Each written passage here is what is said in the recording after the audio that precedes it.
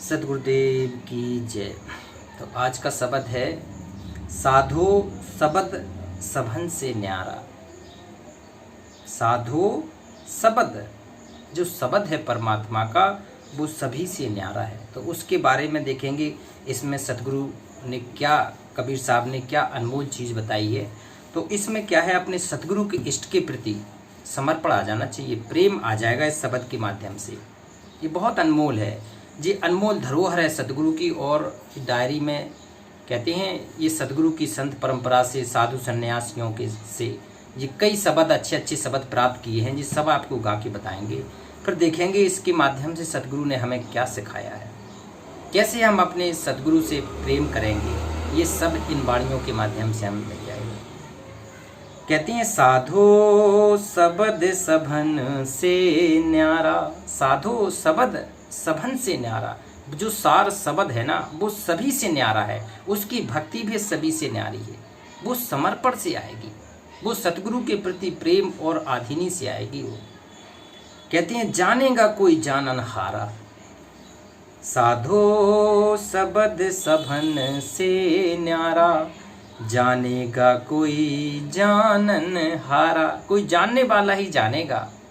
गीता के अध्याय 4 के श्लोक 34 में कहा गया, तत्वृद्धि प्राणी पातेन परिप्रश्नेन सेव्या उपदेक्षन्ति ते ज्ञानम ज्ञानम तत्वदर्शनम।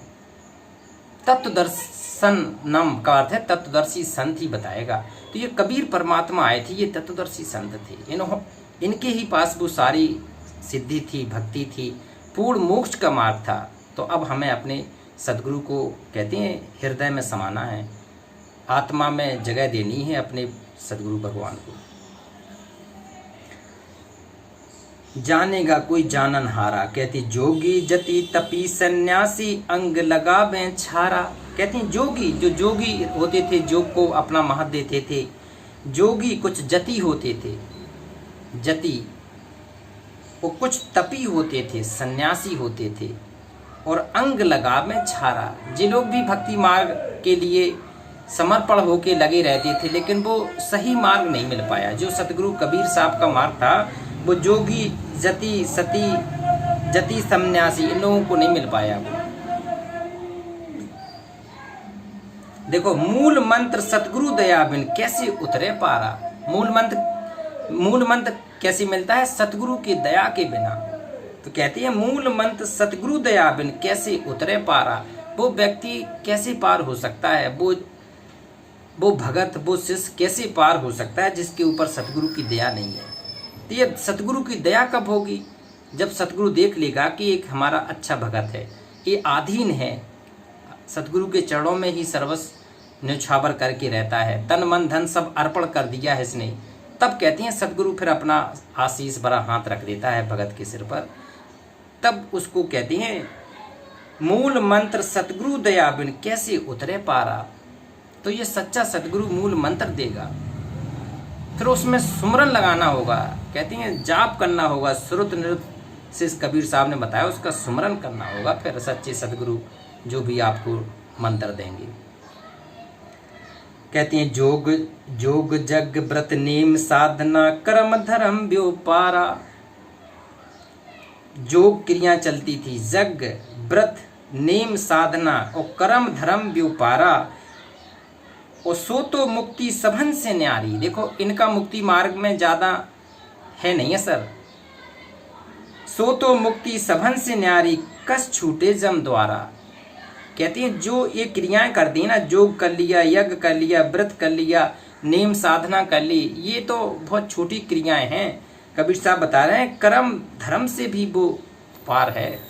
और वो कहती हैं वो सो तो मुक्ति सभन से न्यारी कछ झूठे जम द्वारा। जम द्वार होत काल के जाल। जम के द्वार से तुम कैसे छूटोगे जब ये छोटी साधनाएं कर रहे हो। यहाँ तो सतगुरु के प्रति समर्पण से ये बात बनेगी।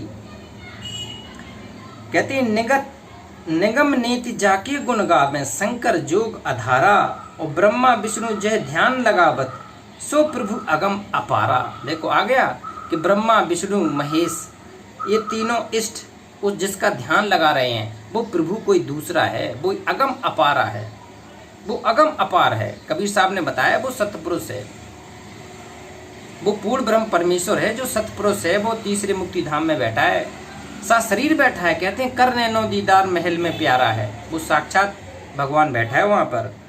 तो कहती है सो तो मुक्ति सबन से न्यारी, ओ कस छूटे जम द्वारा। ये कैसे छूटेगा ये जम का काल का जाल कम का द्वारा।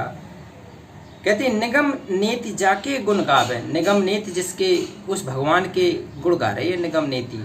और शंकर जोग अधारा, शंकर जी भी योग लगा के ध्यान में उस पूर्ण भगवान को देखने की कोशिश कर रहे हैं। शंकर जोग अधारा, जी कबीर साहब ने अपने शब्दों में ये बातें लिखी हैं। 1398 में कबीर साहब आए थे, 1518 तक 120 वर्ष तक रहे थे। वो ये सारे शब्द लिख गए थे कि इनसे हमारे जो आने वाले भगत होंगे, शिष्य होंगे, हमारे साधक होंगे, वो समझ सकें कि वास्तव में क्या चाहते थे कबीर जी। कहते हैं ब्रह्मा विष्णु देहि ध्यान जेहि ध्यान धरत हैं, ब्रह्मा और विष्णु भगवान भी जिसका ध्यान धरते हैं, सो प्रभु अगम अपारा। वो अगम मतलब होता है वो आगे, वो परमात्मा बहुत आगे है, वो परमात्मा आगे रहता है, वो पूर्ण ब्रह्म परमेश्वर है। जो कहते हैं सारे लोगों का संचालन वही पूर्ण ब्रह्म परमेश्वर कर रहे हैं। कहते हैं लागा रहे चरण सतगुरु गुरु के। अब देखो पार होने की सतगुरु विधि बता रहे हैं कि कैसे पार होना है। कहते हैं लागा रहे चरण सतगुरु के, अपने इष्ट सतगुरु ही पूर्ण भगवान इष्ट मानना चाहिए।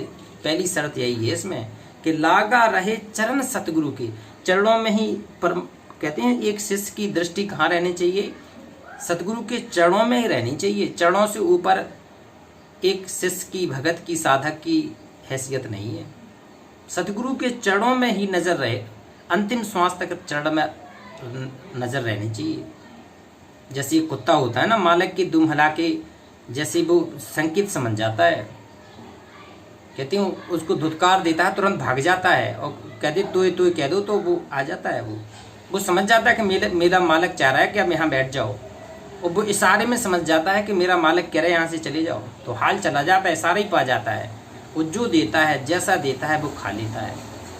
जो कबीर साहब ने आधीनता में कुत्ते का बड़ा अच्छा वो बताया है कि कैसा आधीन, ऐसे ही आधीन भगत और शिष्य चाहिए, साधक ऐसी चाहिए अपने गुरु के प्रति समर्पण रहे।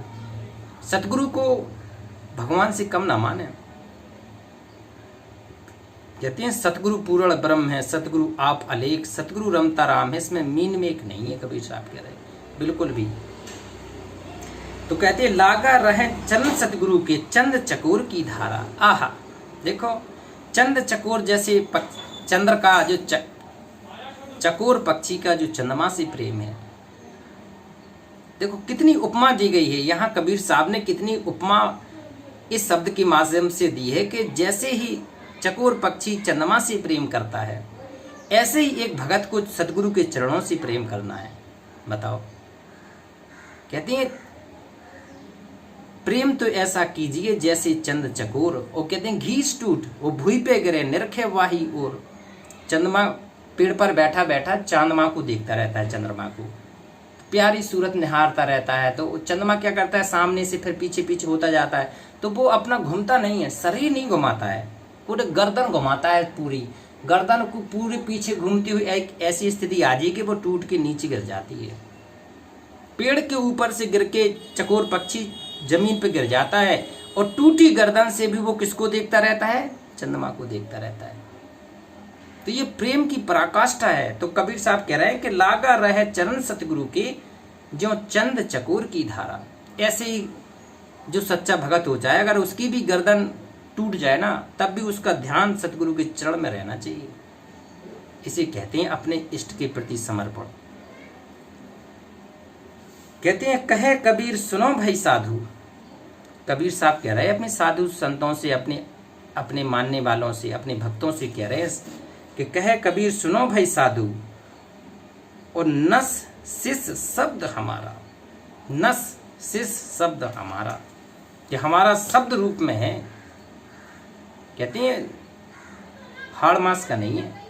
कबीर साहब अब समझा रहे भक्तों को कि ये जो सदगुरु कबीर साहब होते हैं ना, वो हाड़ मास के नहीं है, तो पूरा गुरु शब्द रूप में होता है। तो कहते हैं नस शिष शब्द हमारा, तो अगर तुम्हें पार होके सतलोक जाना है तो अंतिम श्वास तक भक्ति करके, सतभक्ति करके, अपने सदगुरु के चरणों में समर्पण करके ही उस दिव्य धाम शाश्वत स्थान सतलोक की यात्रा कर सकते हो। कहते वहाँ जाने के बाद फिर कोई जन्म मरण नहीं है, फिर इस लोक में आने की बिल्कुल ज़रूरत नहीं है, हमेशा हमेशा के लिए मोक्ष को प्राप्त हो जाओगे। तो ये कबीर का मार्ग है, ये कबीर की भक्ति का मार्ग है। तो कितना गहरा है। अब कबीर के इस मार्ग पर अपने सतगुरु से प्रेम करके आगे बढ़ना है। तो ये हमारे पास बहुत सारे शब्द हैं, सारे अच्छे अच्छे जो महत्वपूर्ण हैं, और ये नित्य अवरी ये कबीर के शब्द चलेंगे। किसी से वो नहीं है अपना, कबीर का शब्द गाने की है, किससे हमारा समर्पण बढ़ता है। अगर आपका भी इन शब्दों की सुनने से सतगुरु के प्रति समर्पण बढ़ता है तो आपको ज़रूर सुनना चाहिए। अगर इन शब्दों के सुनने से आपका सतगुरु के प्रति कोई समर्पण नहीं बढ़ रहा है, कोई आधीन ही नहीं आ रही, कोई आपका वो नहीं बढ़ रहा है, तो विचार करना होगा कि ये शब्द में सतगुरु ने अपनी महिमा कूट कूट के डाली है। ये सभी के लिए है, हर उस शिष्य के लिए है जिसका गुरु है, उनके लिए ये वाणियाँ हैं ये, कि कितना समर्पण चाहिए हमें अपने गुरु के प्रति। तो एक बार जयकारा लगाएंगे। सतगुरुदेव की जय।